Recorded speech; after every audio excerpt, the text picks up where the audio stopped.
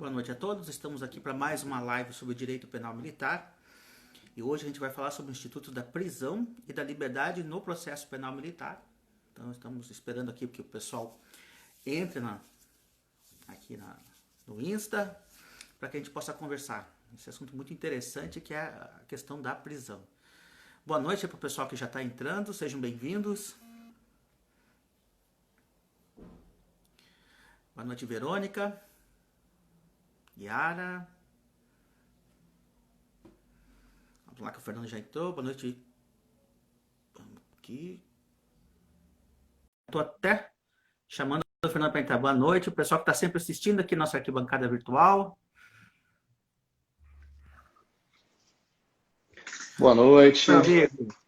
Salve, meu amigo. Tudo bem? Tudo tranquilo e com você? Tudo tranquilo, tudo na paz. Tudo na paz? Pessoal entrando ainda, né? O pessoal já tá. Até o Décio, que bom te ver, Décio. Grande professor Décio. Grande professor Décio. Atuante na Justiça Militar Estadual. Isso. Trabalha lá com a sua colega, nossa amiga Ana Paula. Verdade. Marcelo, Roberto. Roberto também, pessoal de sempre, né? Hoje acabou que nós dividimos uma parte do horário aí com o congresso lá da OAB, né? Sim. Tá a Mariana, o Cláudio Amin e a Taliba também. Mas como eu acho que... Mas tem que falar sobre o é melhor. Exatamente. O pessoal escolhe o assunto, assiste lá ou assiste aqui. O importante é a gente falar sobre direito militar aqui. Pois é, hoje eu... Vamos começar? Vamos lá. Aí o pessoal já vai entrando e a gente já vai batendo papo aí, o pessoal já vai acompanhando. Uhum. Bom, gente, boa noite a todos. Estou mais uma vez aqui no Insta do CBPjur para a gente fazer um circuito de lives sobre o direito militar, né? A gente tem diversas lives sobre o direito militar aí rolando. Eu sou o coordenador científico da pós-graduação de Direito Militar do CBPjur. A pós online está rolando, quem quiser se inscreve lá. A presencial, quando Deus permitir, a gente volta. Estou aqui com meu amigo, promotor de Justiça Militar, Fernando Teles, que também é professor no CBPjur, nos honra, lecionando lá. Obrigado. Boa noite, Fernando. É sempre bom te receber. Seja bem-vindo novamente para nossas conversas aqui, né? Obrigado, Sidney. Obrigado aí a todos que mais uma vez vêm aqui nos prestigiar, né? Vamos dizer, pegamos um pouquinho do tempo de vocês aí. E a gente já sabe são mais ou menos as mesmas pessoas. Eu fico feliz sempre porque temos sempre 1 ou 2 ou 3 ou 5 pessoas novas que resolvem acompanhar, enfim, tem a curiosidade, né, de conhecer um pouco mais sobre o direito militar como um todo, né? E é isso aí, estamos juntos aí na pós e em outros projetos futuros aí estaremos também. Sempre juntos. Gente, hoje só, nosso assunto é para a gente falar sobre prisão e liberdade no processo penal militar. Para chegar até o processo penal militar, eu vou fazer uma introdução aqui, e daí eu já te passo a bola, Fernando, para você também dar uma comentada aí. Uhum. Gente, vamos lá. Como é que funciona a tal da prisão? Primeiro, nós temos uma garantia constitucional, que é a garantia da liberdade. Então, lá pela Constituição, a gente vai ver lá no artigo 5º, que diz que todos são iguais perante a lei, sem distinção de qualquer natureza, garantindo aos brasileiros e aos estrangeiros residentes no país a inviolabilidade do direito à vida, a liberdade, a igualdade, a segurança e a propriedade. Está aí, 5 garantias constitucionais. Uma delas é a liberdade. Pois bem, para que você tenha uma quebra de uma garantia constitucional, você precisa ter uma previsão na própria Constituição de quais situações que você pode quebrar essa garantia. E não é diferente com a liberdade. A liberdade acontece exatamente isso. E é também todas as previsões de possibilidade de quebra de garantia, dessa garantia da liberdade, pelo menos em situação de normalidade aqui, estão no artigo 5º. Então, vamos lá. Quais são? Nós vamos perceber que o artigo 5º ele prevê prisões por prisão civil, 3 tipos diferentes de prisão. A civil, a administrativa e a criminal. A prisão civil está lá no artigo 5º, inciso 67. Não haverá prisão civil por dívida, salva do responsável pelo inadimplemento voluntário e inexcusável de obrigação alimentícia e a do depositário infiel. Bom, o devedor de pensão alimentícia a gente já sabe que perdura. Já do depositário infiel, nós temos a súmula vinculante número 25 da STF, dizendo que é ilícita a prisão civil de depositário infiel, qualquer que seja a modalidade de depósito. Eu gosto sempre de comentar esse artigo e relembrar o pessoal, principalmente para o pessoal que está fazendo o concurso, para tomar muito cuidado, porque não é que a prisão do depositário infiel é inconstitucional, gente. Toma cuidado com isso. Né? Ela continua prevista na Constituição. O que ela é ilícita. Por quê? Porque você não tem mais regulamentação abaixo da Constituição a respeito da prisão do depositário infiel. O que, na verdade, a prisão do depositário infiel é inconvencional, porque ela fere todas as convenções de direitos humanos a que o Brasil se submete. Então, só cuidado com esse detalhe aí. Cai no concurso muito isso aí. Claro. Bom, tirando essa parte da prisão civil, nós vamos para outro tipo de prisão que nos interessa, que está previsto lá no artigo 5º, inciso 61, que diz, ninguém é preso, senão em flagrante delito, ou por ordem escrita e fundamentada de autoridade judiciária competente, salvo nos casos de transgressão militar ou crime propriamente militar, ambos definidos em lei. Muito bem. Aí nós temos os dois tipos de prisão que vão nos interessar. Nós temos uma prisão administrativa, que é a transgressão militar. Nós temos daí uma prisão que independe de determinação judicial, que é o flagrante delito, e outra que também independeria de decisão judicial, que é o crime propriamente militar. Aí, Fernando, eu já vou te chamar nesse ponto, antes de acabar a introdução, para a gente falar da questão do crime propriamente militar, porque a gente tem um problema aí para essa prisão, não tem? Tem, Sidney. Essa prisão, é lógico, né? A gente sempre pode ter divergências aí doutrinárias, mas eu pelo menos entendo que a prisão em si, pelo crime propriamente militar, pela natureza de crime propriamente militar, ela é inaplicável por conta de não existir uma lei em sentido formal que venha a prever o que é o crime propriamente militar. Nós temos, doutrinariamente, aí, pelo menos 4 teorias que falam sobre o que é crime propriamente militar. Aí tem lá a tricotômica do Cláudio Amin, da Ione, tem a tradicional lá, a clássica do Romero, Jorge César, a processual do Coimbra, enfim, tem várias teorias, né? Mas ali, né, como diria o meu ex-chefe no Exército, no pau da goiaba ali, no duro, não tem nenhuma lei em sentido formal, em sentido estrito, que venha definir o que é crime propriamente militar. E aí eu não entendo que seja nem convencional, nem legal e também, constitucional, aquilo que você falou, constitucional até porque está previsto, né? Mas não tem eficácia, né? Vamos dizer assim, não tem uma eficácia, ou como diria lá o José Afonso da Silva, uma eficácia plena, porque não tem um dispositivo que complemente essa norma, né? E também não é convencional exatamente pelo mesmo motivo, porque o Pacto de São José da Costa Rica determina que as prisões devam ser previstas ali em lei, no ordenamento, enfim, né? Então, nesse ponto eu acho inaplicável, né? E aí vem uma outra questão, que é a questão da prisão do desertor, que aí eu vou devolver a bola para você. Não, a gente até vai falar na sequência da prisão do desertor, e só para falar, pessoal, que eu concordo com o Fernando, eu tenho exatamente essa mesma posição que ele tem. Na verdade, seria uma norma constitucional de eficácia limitada, né? Ela depende de uma regulamentação infraconstitucional. Então, a lei, não é que a lei tenha que prever os crimes propriamente militares, porque o Código Penal Militar prevê. Mas ela tem que definir também o que são os crimes propriamente militares. E essa definição é que não existe.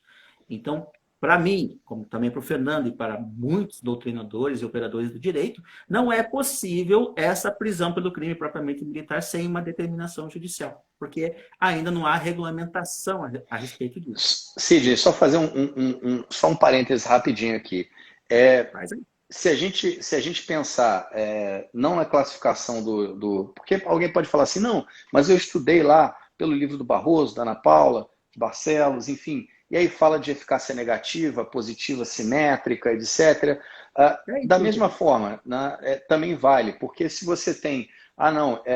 eu tenho ao mesmo tempo que, por não ter uma regulamentação, né, eu não tenho ali talvez uma eficácia positiva, né, mas ao mesmo tempo eu tenho, pelo lado da liberdade, do princípio que define o resguardo da liberdade, eu tenho uma eficácia negativa, ampla e restrita, que veda que eu só possa restringir essa liberdade, né, por um outro dispositivo constitucional com a mesma eficácia.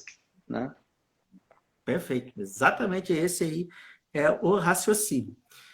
E o outro tipo que faltou para terminar a nossa introdução no assunto são as prisões decorrentes de determinação judicial, que também está lá no artigo 561, né? Aliás, é a regra, né? A prisão decorrente de determinação judicial, e elas são todas regulamentadas por lei infraconstitucional. Então, tem a previsão na Constituição a respeito da prisão por determinação judicial, e a regulamentação é feita por leis infraconstitucionais.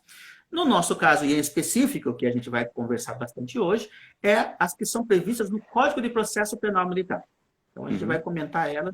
E uma que agora está se intrometendo no meio aí, que a gente vai falar também no final.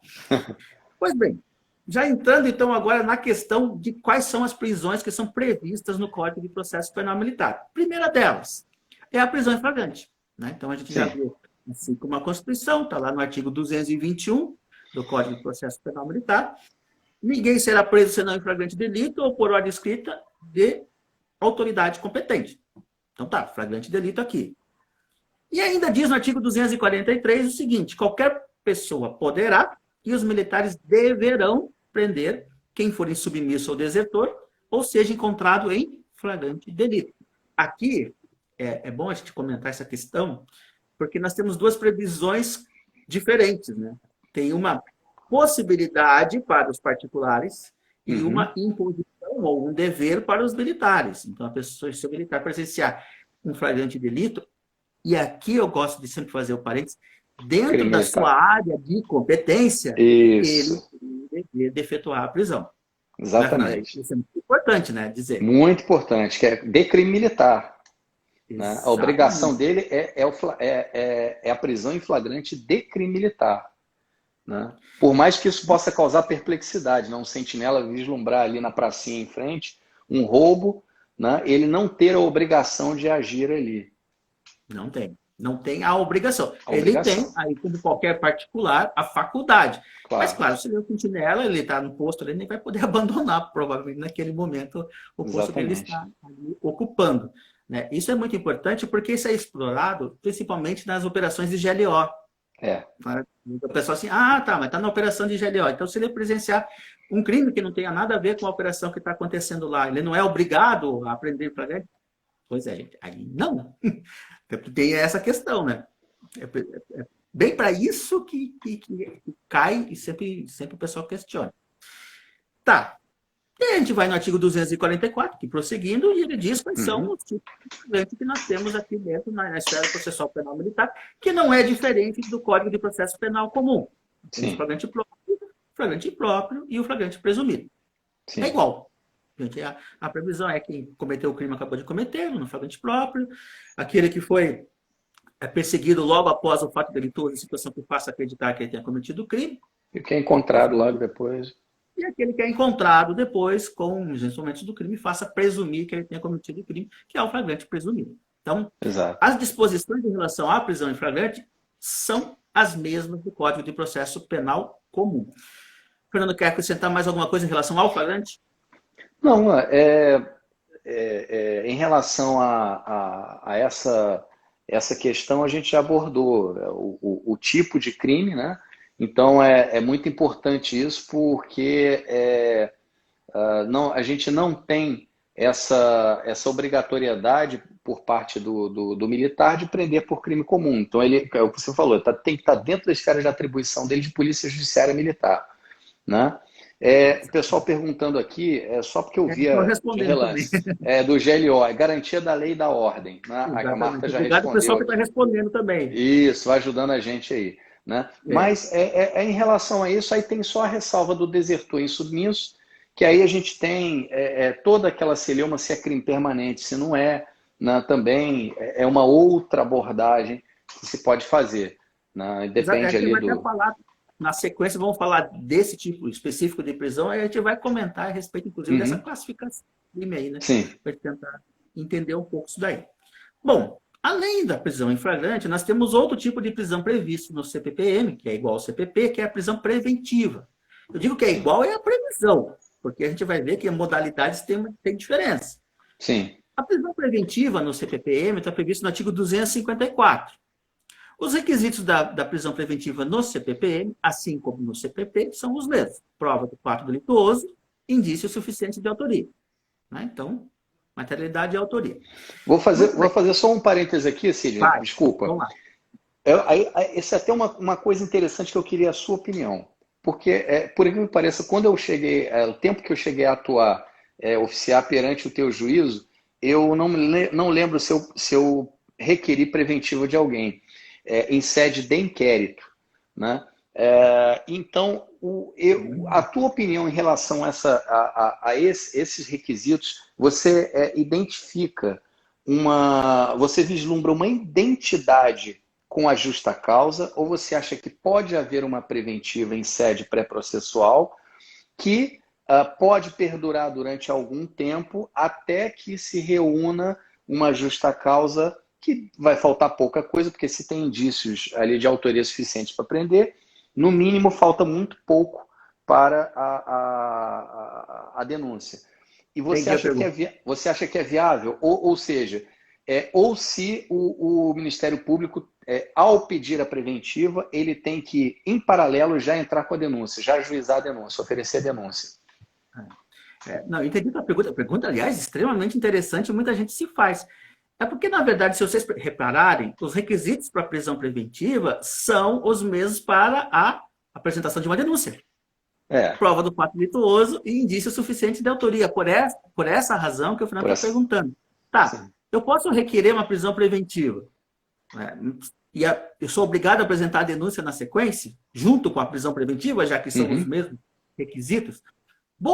Tem uma boa parte dos juízes que entende assim. Eu entendo que em algumas situações muito específicas, na maioria dos casos é assim. Mas existem algumas situações que ainda é possível você pedir a decretação da prisão preventiva e ainda não fazer o pedido, não fazer a apresentação da denúncia. Como é no caso em que o investigado ou indiciado está coagindo as testemunhas. Sim.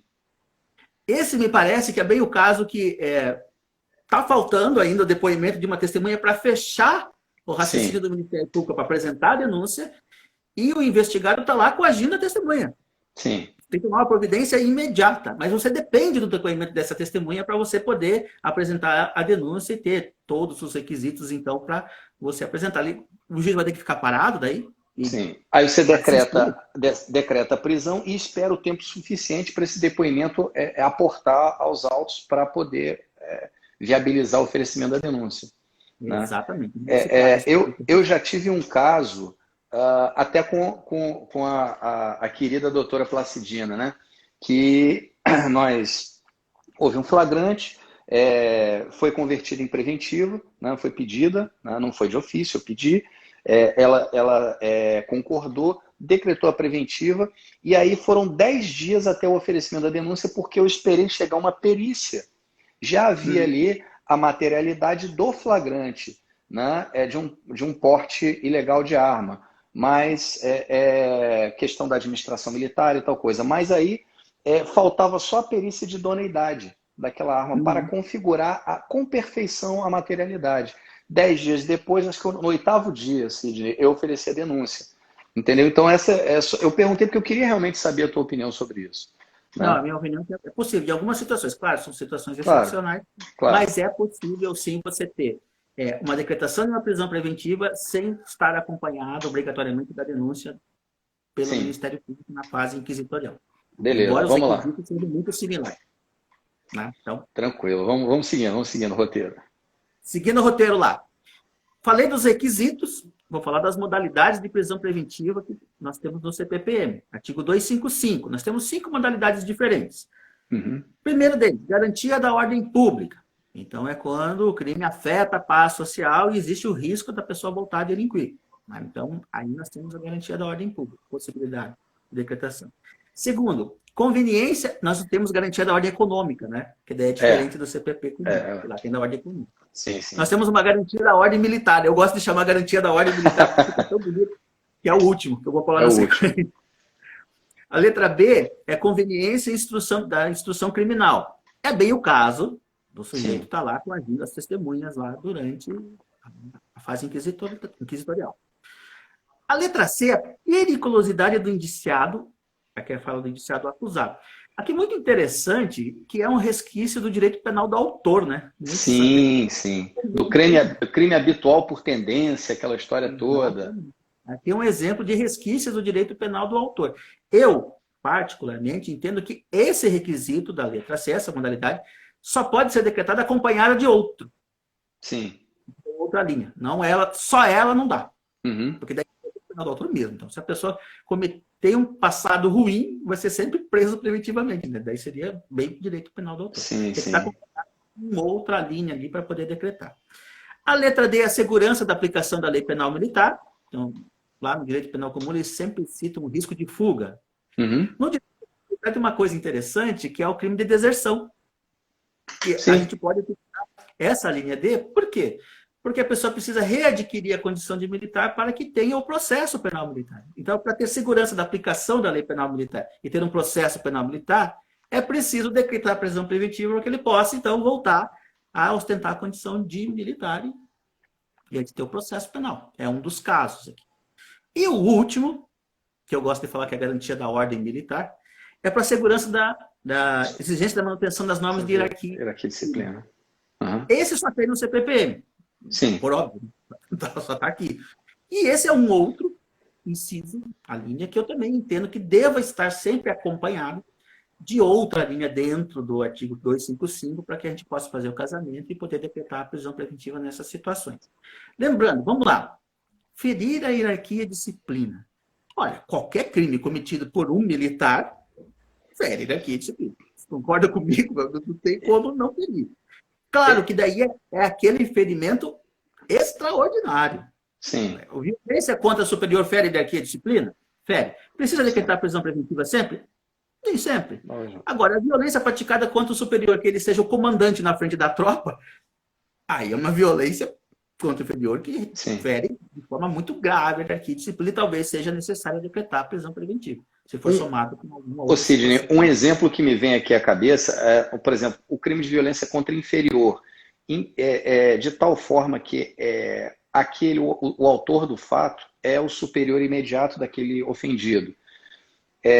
De tal forma que se tenha de algum modo, vamos dizer ali, alguma mínima, né, pelo menos um mínimo substrato ali que diga que ele, além da agressão, ele está ali a coagir aquela vítima para que mude seu depoimento, para que diga que não foi assim, o coloca para fazer serviços que vamos dizer, sob forma de punição, porque ele noticiou o fato, esse tipo de coisa. Né? Porque só realmente a linha E, né, que é essa linha que você está falando, do 255, ela tem uma texturazinha de antecipação de pena. Não sei se você concorda comigo. Concordo, perfeito. Concordo plenamente com você, inclusive. Não tem cautelaridade, né? Vamos dizer, processual. Falta cautelaridade. Somente ela falta cautelaridade. Isso. E a questão é que nós estamos numa prisão provisória aqui. Não pode estar antecipando pena. Isso é uma coisa que a gente até vai conversar na sequência a respeito de qual que é o fundamento dessas prisões que nós estamos falando aqui. Né? Sim. Bom, vamos lá. Quando a gente fala de prisão preventiva, nós temos que falar das possibilidades de decretação. A prisão preventiva ela pode ser decretada na fase de inquérito, na fase investigatória, e na fase processual. Pode ser por uma representação do encarregado do inquérito, né, que represente pela prisão preventiva, ou um pedido do Ministério Público. E aqui eu tenho um ponto que eu gosto de comentar. O CPPM prevê a possibilidade do juiz determinar a prisão preventiva de ofício, que eu, particularmente, assim, sou defensor do sistema acusatório, que me conhece, sou muito defensor do sistema acusatório, e me parece que infringe diretamente o sistema acusatório. Sim. Por isso, ele não pode decretar a prisão preventiva na fase de inquérito de ofício. E por quê? Primeiro, benefício do sistema acusatório. E segundo, porque tudo que é colhido na fase do inquérito tem um destinatário, que é o Ministério MP. Público. Uhum. Então, o Ministério Público que sabe se é necessário ou não decretar a prisão daquela pessoa, e se por acaso o Ministério Público pode estar percebendo, por exemplo, que aquele inquérito vai culminar no final com um arquivamento. Não vai ter Exatamente. elemento suficiente para decretar uma. E daí, assim, ele não ia jamais pedir a prisão preventiva de uma pessoa em que ele visse que o inquérito vai pedir arquivamento no final. Então, Sim, aí o juiz determinar a prisão preventiva pode ser a contragosto do que quer o Ministério, porque é o destinatário do inquérito. Aí fica exato. completamente ilógico mesmo. Né? Então, eu É, entendo que sempre tem que ser ou por representação da autoridade militar ou por pedido do Ministério Público, e quando é representação da autoridade militar, obrigatoriamente o Ministério Público tem que concordar. exato. Eu vou fazer ainda vamos dizer assim, um interdicto que você falou, o Sidney. Eu ainda tenho um seguinte aspecto, né, que é interessante, eu estava pensando aqui agora.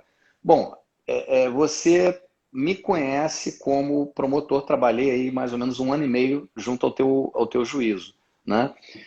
Eu não sou um promotor assim com que seria um viés muito tranquilo. Eu me julgo razoavelmente rigoroso, né? O promotor Então, é brabo.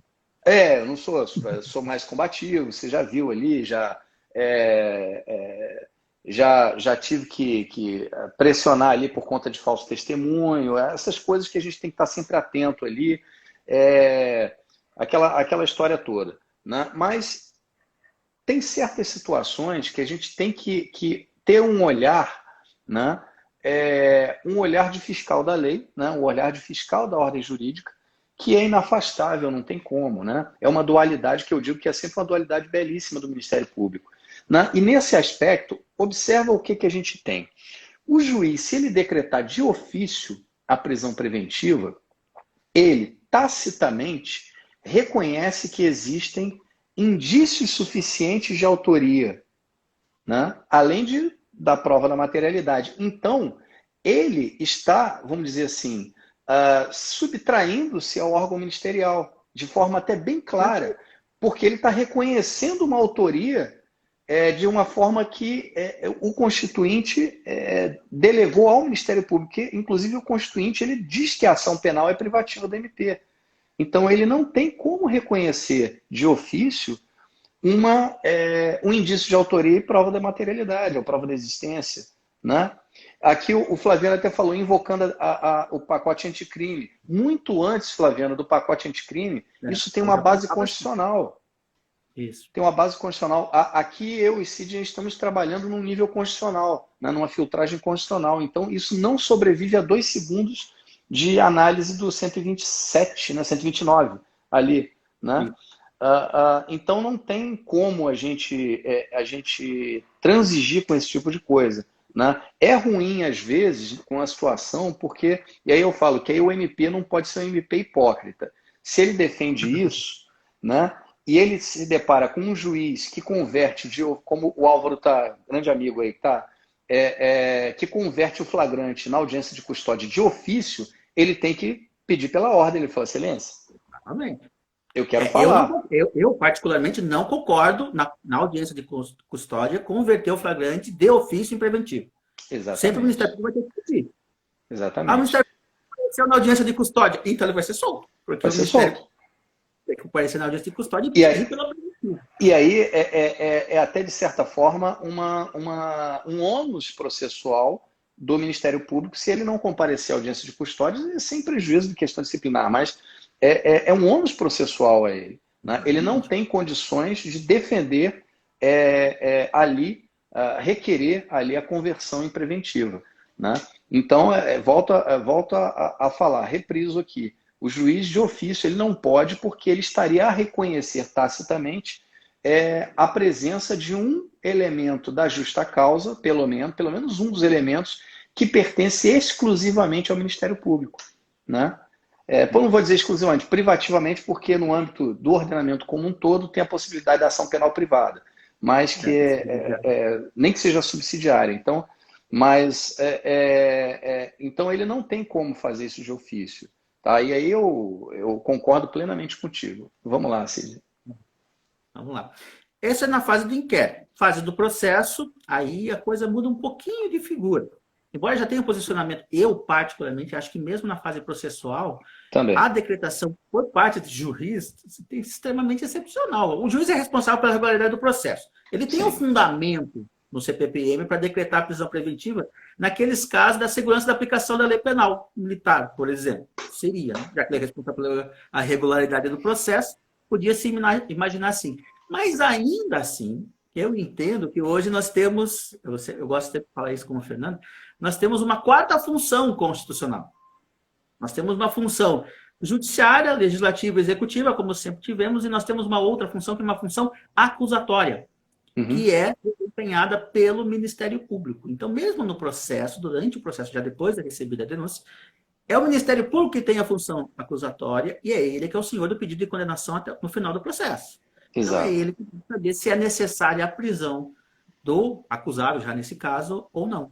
Então, ainda assim, precisa o Ministério Público concordar. Sim.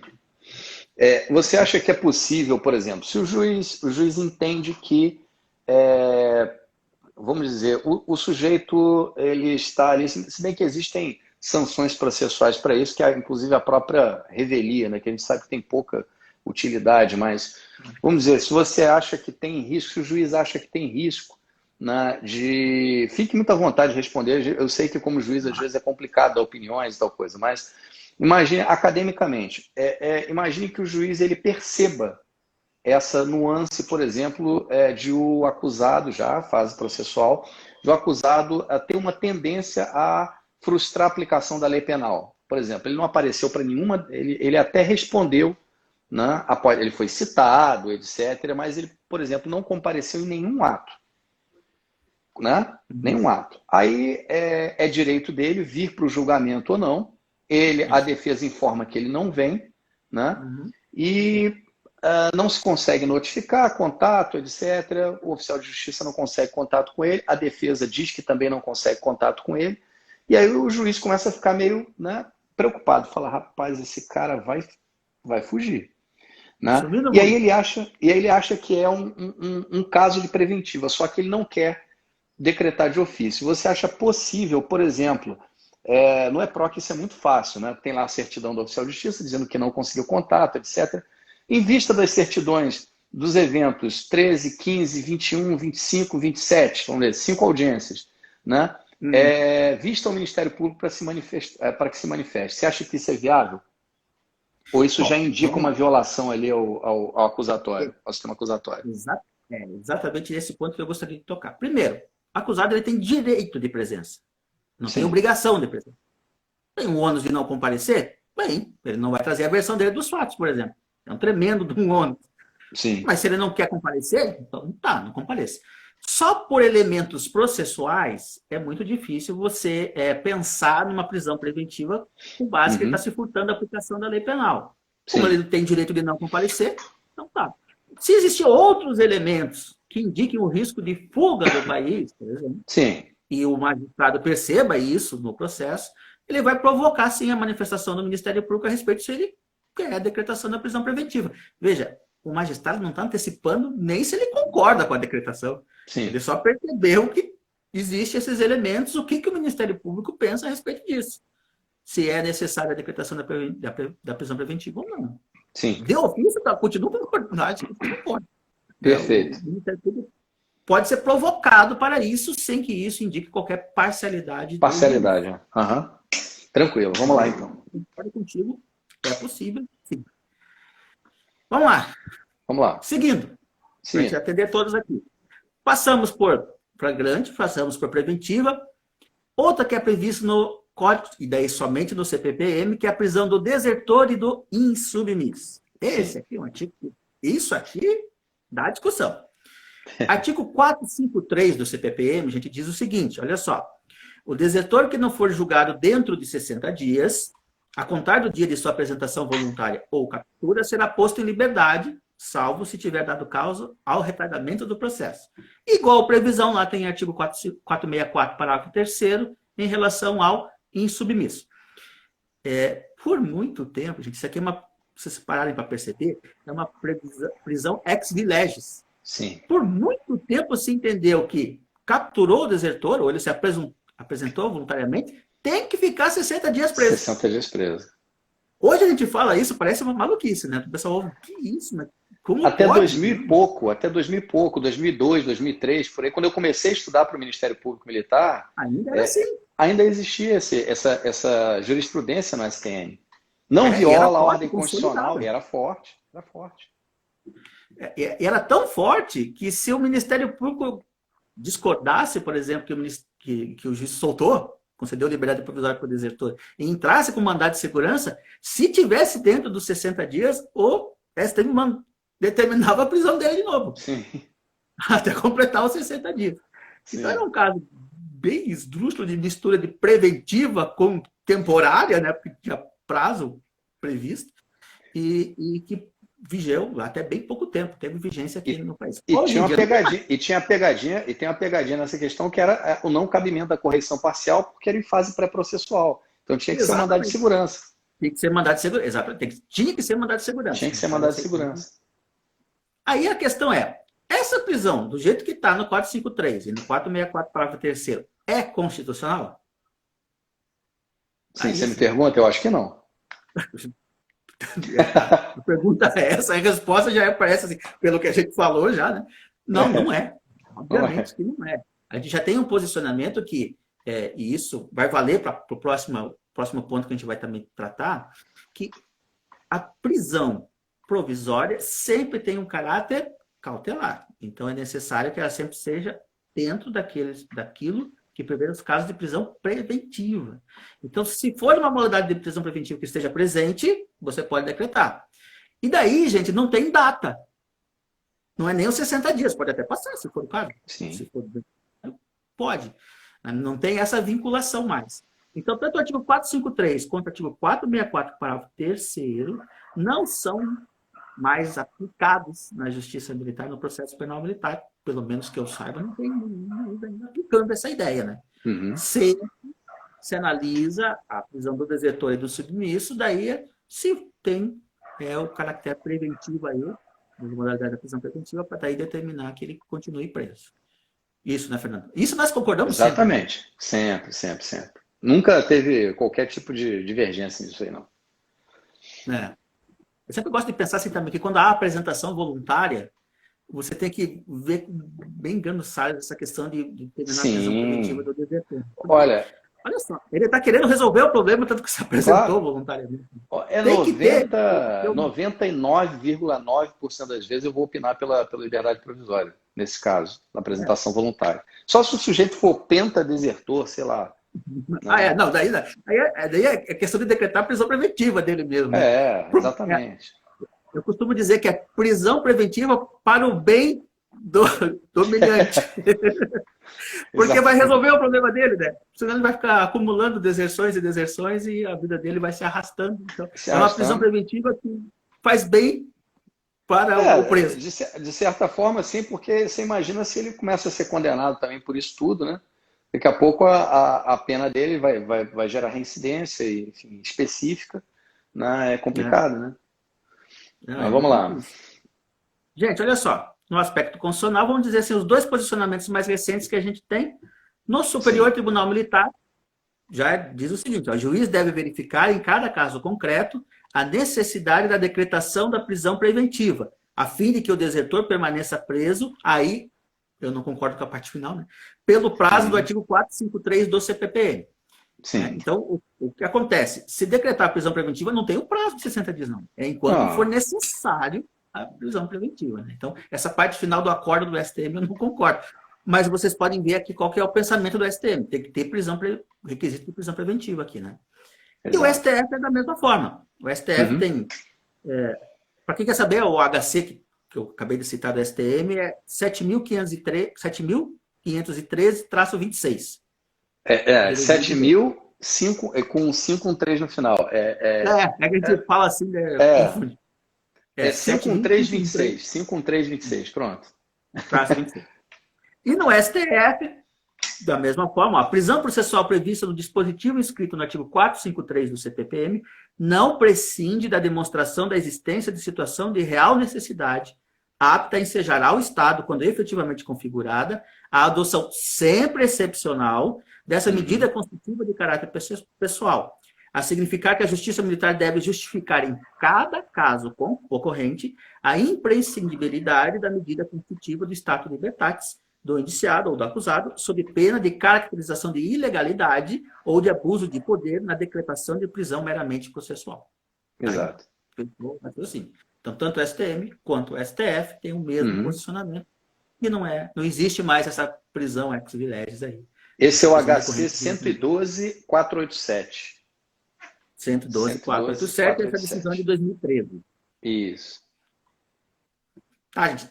Vamos lá. Tem mais um caso vai comentar aqui, de previsão dentro do CPPM da possibilidade de prisão, que é aquela decorrente de sentença condenatória, que está lá no artigo 449, que diz o seguinte, ó, são efeitos de sentença condenatória recorrível. Letra A, ser o réu preso ou conservado na prisão.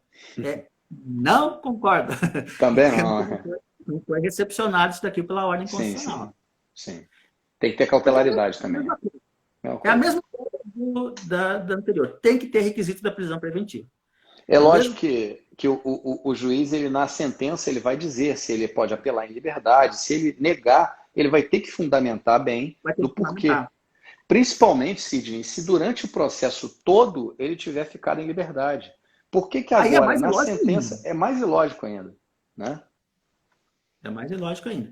É que, na verdade, quando ele diz assim, hoje em dia, quando eu falo assim, não reconheço o direito do réu a apelar em liberdade, o que ele faz é decretar a prisão preventiva dentro da sentença. Sim. É isso que ele está fazendo. Porque Sim. ele vai ter que apontar os elementos da prisão preventiva que eles entendem presentes e na sentença, naquele caso concreto ali, né? Só para fazer uma adequação, uma modernizada no assunto aqui, né? Eu não gosto muito desse assim, direito de apelar em liberdade, sabe? Eu acho que não cabe mais hoje. Porque induz justamente a esse raciocínio, né, equivocado de que o direito é um benefício que ela receba depois de ser condenada. Na verdade, não é. Na verdade, o que o juiz analisa se é caso de prisão preventiva ou não naquele momento. É isso. Sim. Então, é isso aí. Bom, falei dos 4 tipos que são previstos no CPPM. Vamos relembrar. Flagrante, preventiva, desertor e insubmisso e essa decorrente de sentença condenatória que não se aplica mais. Sim. E tem um outro agora, Fernando, que agora eu vou te chamar para você falar bastante, que é por consequência da edição da Lei 13.491 de 2017, que criou os chamados crimes militares por extensão. É a tal da prisão temporária prevista na Lei 7.960 de 89. Como é que fica, Fernando, agora? Olha, Sidney, você já conhece minha posição, tanto em relação à questão da hediondez, eu acho possível nós termos hoje em dia um crime militar hediondo, com todo respeito a quem pensa de forma diversa, né? Eu acho possível ter um crime militar de natureza hedionda, desde que ele seja um crime militar extravagante ou por extensão, né? A partir do momento em que, e lógico, não só, mas sim aquele que, além de ser um crime militar por extensão ou extravagante, ele esteja lá nas hipóteses da Lei 8.072. Da mesma forma, eu tenho que ter essa tipicidade, né, para atender aqui ao artigo 3º, né, da Lei da Prisão Temporária, a 7.960-89, de 89. Então, por exemplo, apenas para citar um dos exemplos aqui, o homicídio funcional, né? Artigo 121, parágrafo 2º, inciso 7º. Então, é um delito que tem a sua hediondez e também está previsto como passível ou possível de incidir a prisão temporária em relação a esse fato, tá? Existem outras possibilidades aqui. Tráfico de drogas, sim. Em quais hipóteses? Lá no importar e no exportar, que são referentes a 2 elementares do 33 da Lei 11.343, que não constam do 290. Tá? Importante isso. Muito importante isso. E tem mais uma que hoje o Bruno Cortez, no inbox, ele me falou, professor, e o prescrever? E eu fui procurar no 290, tem uma pegadinha, porque não tem o prescrever. Então tem mais uma hipótese. Então, o São similares ali, mas prescrever não é igual. não é igual. Aí o prescrever a gente também tem que ler com Grano Salles, porque teria que verificar em que hipóteses. Porque é diferente, né? Por exemplo, ao importar e exportar, tem que ter, né, por exemplo, tem que ter uma leitura à luz do 109, inciso 9 da Constituição, ou seja, tem que ser pela via marítima ou aérea, né? Para que a gente possa, se for terrestre não, porque aí cai no inciso 5º do 109 e não tem exceção. No inciso 9º do 109 da Constituição tem exceção, né? Salvo a competência da Justiça Militar. Ressalvada a competência da Justiça Militar. Aqui no 5º não tem. Crimes previstos em tratados internacionais e convenções e não fala nada. No 9º fala, né? Por navios, aeronaves, tal coisa ressalvada com competência da JM. Né? Então, é difícil a gente ver o prescrever de alguma forma aí, mas de qualquer... Né, teria que pensar, mas de toda sorte, talvez o médico militar viesse a prescrever um entorpecente em manifesta quantidade, né, razoável ali, de modo que pudesse tentar legitimar um tráfico, alguma coisa assim.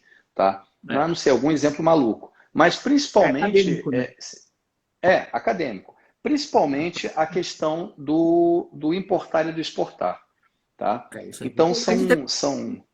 Oi? A gente teve recentemente a questão lá do sargento da FAB, né? Que estava na Espanha. Isso. Exatamente. Exatamente. Que foi denunciado acho que foi o doutor Jorge, né, o 01 do meu concurso, o Jorge que denunciou pelo importar e exportar. No caso ali, acho que foi o exportar. Né? Pessoal perguntando aqui do 291, o Sidney. Do foi o que eu falei, tem que cuidar porque tem uns casos assimilados ali. Isso. Né? Então aí a gente... Se enquadrar ali não dá. Daí não tem. O fundamental é o seguinte... básico, gente.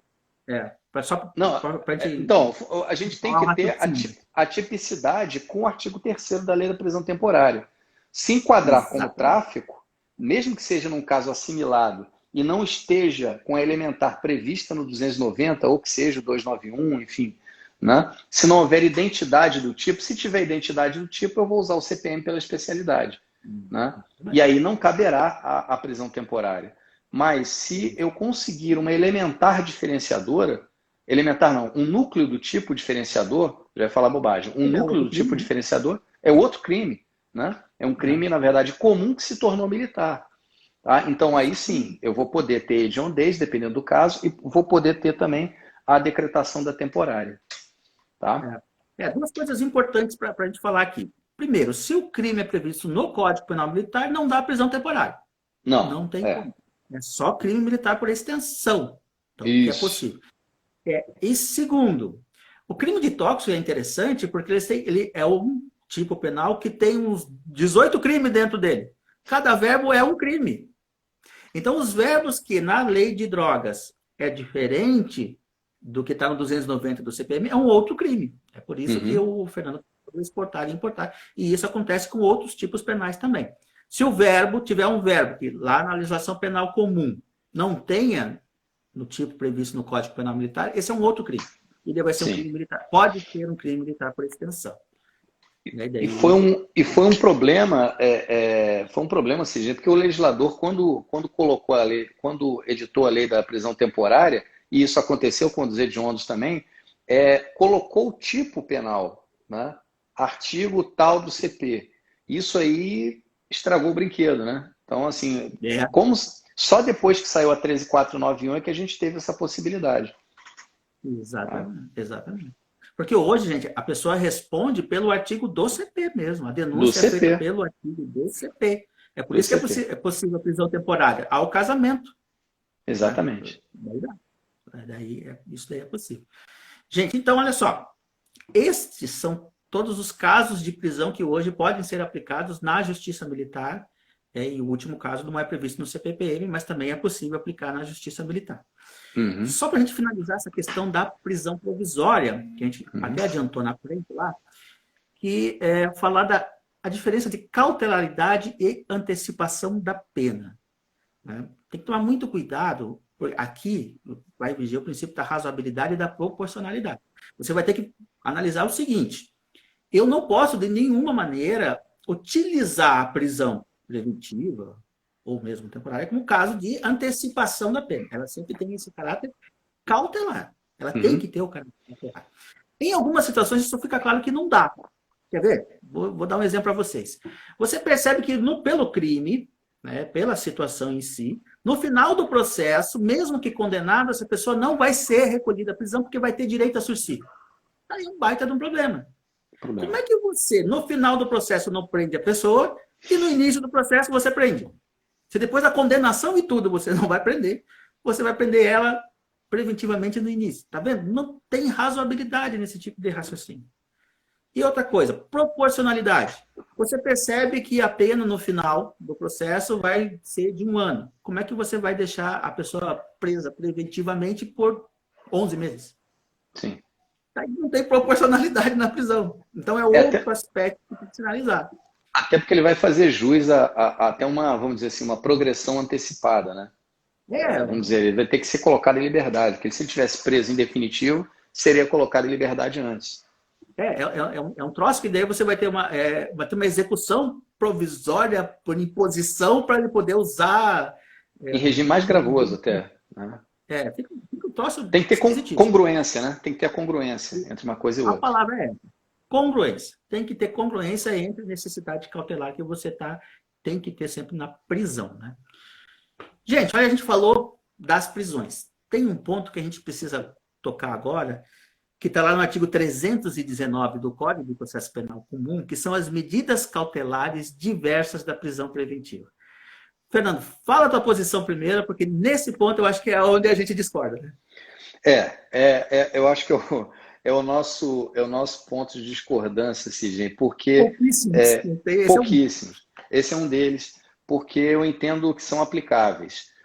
Eu acho que a binariedade, vamos dizer, não é alternariedade, porque tem a amenagem no meio aí que ela fica meio barro, meio tijolo, né? Ela não se decide, ela é uma medida restritiva de liberdade, o sujeito fica intramuros, mas aí como há quem entenda, o próprio código fala que o comandante da unidade, quando a homenagem é militar, né, o comandante da unidade ele tem que ser consultado, teria o direito de dizer se é viável ou não. O comandante nunca vai dizer que é viável, né, ele não vai querer ter um sujeito na folha do pernoite todo dia ali, Nossa, perambulando dentro da OM, livre, podendo fazer alguma besteira, enfim. Mas, então, assim, essa ternariedade ou binariedade do CPPM, ele sempre me incomodou muito, né? E aí eu vou ser fiel ao tipo de interpretação que eu faço quando eu falo lá. Eu não vou nem tocar mais nesse assunto, porque ninguém aguenta mais me ouvir falar disso. Lá do artigo 12 lá do CP e tal coisa. Então eu tenho que ser fiel ao que eu acho que é analogia e o que eu acho que não é, né? Então, nesse caso, e lógico que isso aí, obviamente, comporta interpretações como é que eu sei que você vai dizer, que a matéria está plenamente definida. A matéria prisão e liberdade está plenamente definida, não há que se falar em analogia, né? O terceiro A, isso é muito importante para quem vai prestar o concurso, ele não se utiliza o terceiro A do CPPM a torto e a direito, né? Você tem que ter uma lacuna, você tem que ter uma anomia do Instituto ali no CPPM para que eu possa lançar a mão do CPP comum, né? Eu entendo que, a partir do momento que a 12.403 inaugurou todo um universo, né, um gradiente de medidas entre a liberdade plena e o ergástulo, a prisão plena, né, a restrição plena de liberdade, e isso não acompanhou a legislação processual penal militar. A partir desse momento, isso me autoriza a usar, reconhecendo uma lacuna nesse sentido, né, e também com o próprio apreço, a razoabilidade e proporcionalidade, porque, por exemplo, né, eu poderia usar as cautelares, que, por exemplo, vamos ver, numa situação do sujeito que ele é indiciado por um crime de ameaça. E aí, durante ou até durante o processo, ele, sem prejuízo dele ser denunciado por esses outros fatos, mas ele está ali a ameaçar testemunha, a ameaçar a própria vítima para mudar o seu depoimento antes da audiência, ameaça o promotor, ameaça o juiz, ele é o capeta. Né? E aí você não pode... Né? Botei até o juiz nessa história. Então a gente não pode decretar. Então pode prender. Então, aí o que acontece? Ele não vai ser condenado à prisão no final, ele vai ter o sursi. E aí, questão da congruência, não poderia decretar preventivo. E aí eu vou deixar esse sujeito solto, sem qualquer tipo de observação, não vou deixá-lo na residência, não vou deixá-lo monitorado para que ele possa ter os passos dele controlados, né? Eu não vou proibi-lo de frequentar algum lugar, por exemplo, né? E aí eu também tenho que reconhecer quem pensa pelo seu lado, porque existem, por exemplo, medidas de segurança que são não detentivas, né? Ou que não implicam necessariamente no indivíduo que seja inimputável. Ele pode, em tese, ali, tanto que é aplicável até numa empresa, né? Você poderia colocar ali a proibição de frequentar um determinado lugar de modo provisório, né? Ou amenagem. Não, então eu vou conceder, vou determinar a amenagem em residência daquele civil, porque ele está ali fazendo besteirinha, está ameaçando um, ameaçando o outro, está dizendo que vai matar, está dizendo que vai fazer isso, que vai sequestrar, que vai matar a família, enfim, né? Mas eu entendo que... e aí eu faço uma proporcionalidade, tanto eu reconheço a lacuna, quanto uma proporcionalidade, né, em apreço à vedação, à proteção deficiente da sociedade. Porque aí eu também tenho que olhar para o lado da sociedade e da vítima. Tá? Mas isso é uma opinião minha, você sabe que eu gosto de usar essa dicotomia do garantismo integral, então essa é a minha opinião, mas eu sei que é divergente da sua. Não, a divergência é boa para dialética, né? Até porque daí a gente vê os dialética. dois posicionamentos, assim, é bem dialético. Assim, eu entendo, o argumento é forte, concordo contigo, esse teu argumento da proteção deficiente é muito forte. A questão é que eu entendo que não tem uma compatibilidade com essas medidas com o Código de Processo Penal Militar em função, aí, nesse ponto que a gente discorda, eu entendo que o análogo à parte. Por quê? Bom, não tem previsão dessas medidas diversas da prisão preventiva no CPPM. O CPPM funciona assim, ou tem o requisito da prisão preventiva e você prende, ou não tem o requisito da prisão preventiva e você deixa solto. Então, se não tem o requisito da prisão preventiva, porque lá do CPP, sim, não tem o requisito da prisão preventiva total, eu posso fazer outras medidas. No CPP, o que acontece? Se não tem no total, vai ter que deixar ele solto. Sim. Então, eu aplicar lá seria uma analogia em bala parte, seria isso. Né? E fere daí, em função desse entendimento, né, fere o que o pessoal fala do espírito da lei processual penal militar.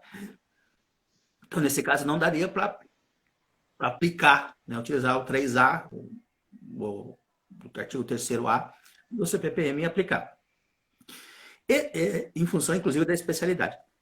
Esse entendimento que eu estou dizendo acompanhado do STM e do STF. Sim, eu sei. É importante a gente até falar.